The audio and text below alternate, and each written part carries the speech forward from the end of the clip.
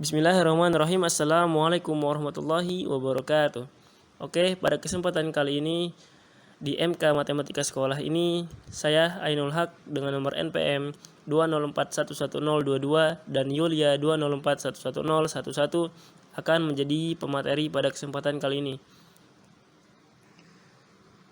Oke, sebelum ke materi, seperti biasa saya akan membacakan visi misi STKIP Latan Semasiro dan visi misi Prodi Pendidikan Matematika. Visi STKIP Latan Semasiro menjadi perguruan tinggi yang mencetak pendidik profesional dan berakhlakul karimah yang mampu bersaing dalam dunia global pada 3-5 tahun ke depan.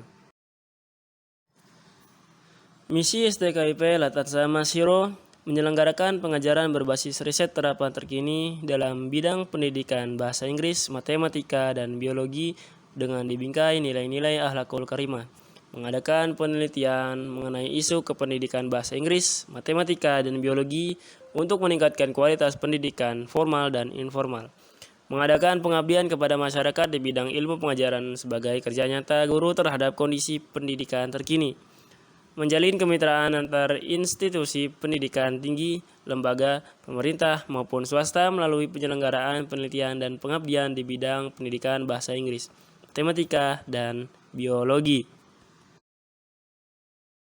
Visi Prodi Pendidikan Matematika menjadi program studi yang unggul dalam mencetak lulusan yang berakhlakul karimah, profesional, dan inovatif di bidang pendidikan matematika pada 5 tahun ke depan serta dapat bersaing baik di tingkat nasional maupun internasional berdasarkan tridharma perguruan tinggi dan nilai-nilai Islam.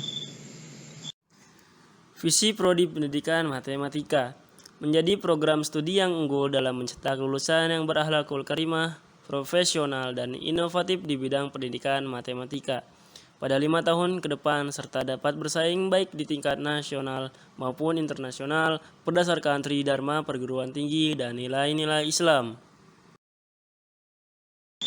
Misi Prodi Pendidikan Matematika menyelenggarakan pendidikan dan pengajaran yang modern, berdaya guna dan aplikatif dengan kompetensi bidang keilmuan pendidikan matematika, dibingkai nilai-nilai luhur kemanusiaan dan berakhlakul karimah, melaksanakan kegiatan penelitian dan pengabdian kepada masyarakat dalam mengimplementasikan hasil kajian ilmiah bidang pendidikan matematika, berorientasi pada profesionalisme sebagai tenaga pendidik, mengembangkan model-model pembelajaran matematika ceria, kreatif, inovatif, dan berbasis Information Communication Technology dalam perkuliahan bagi para pengajar dan peserta didik.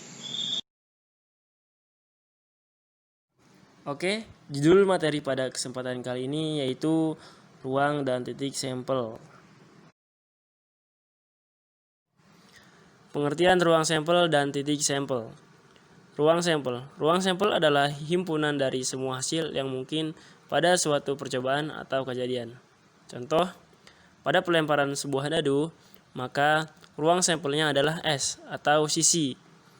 S sama dengan 1, 2, 3, 4, 5, dan 6. Titik sampel. Titik sampel adalah anggota-anggota dari ruang sampel atau kemungkinan yang muncul.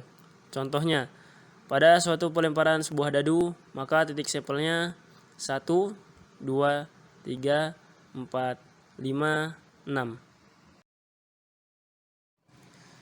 Menyusun anggota ruang sampel. 1.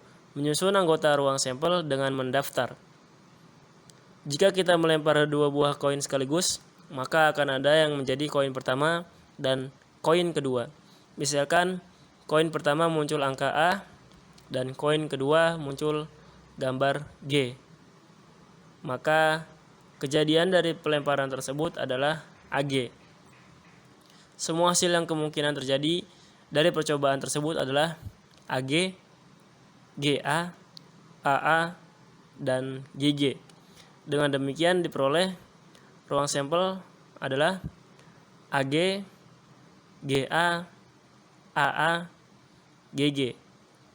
Sedangkan titik sampel AG, GA, AA, dan GG. Kejadiannya adalah AG, GA, AA, dan GG. Menyusun anggota ruang sampel dan diagram pohon, kita lihat dari sebuah koin dan dadu. Jika kita melempar sebuah koin dan sebuah dadu berisi 6, maka kemungkinan kejadiannya adalah munculnya angka A atau gambar G pada koin adalah salah satu mata dadu pada dadu. Misalkan sebuah koin dianggap bagian pertama dan sebuah dadu berisi 6 bagian kedua, maka diperoleh seperti pada diagram berikut. Itu ada gambar 1 sampai 6 dan juga ada angka 1 sampai 6. Jadi gambar 6, gambar 5, gambar 4, gambar 3, gambar 2, gambar 1, angka 6, angka 5, angka 4, angka 3, angka 2, dan angka 1. Menyusun anggota ruang sampel dengan tabel.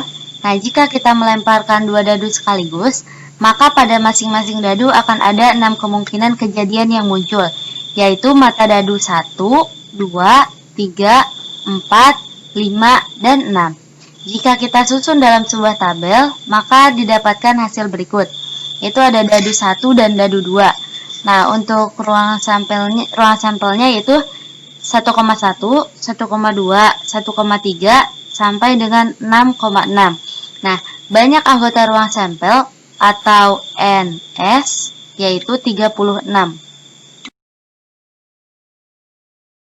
Di sini ada soal yang harus dikerjakan, yaitu nomor 1. 2 orang pemain bulu tangkis laki-laki dan dipasangkan dengan 3 orang pemain bulu tangkis wanita untuk bermain dalam ganda campuran. Yang A, tentukanlah ruang sampelnya. Yang B, berapa banyak titik sampelnya. Soal nomor 2, tentukanlah ruang sampel pada percobaan melempar undi, sebuah mata uang, dan sebuah dadu sekaligus, serta berapa banyak titik sampelnya. Baiklah, mungkin ini saja yang bisa kami sampaikan. Kekurangan kami mohon dimaafkan karena kami masih dalam tahap belajar. Akhirul kalam, wassalamualaikum warahmatullahi wabarakatuh.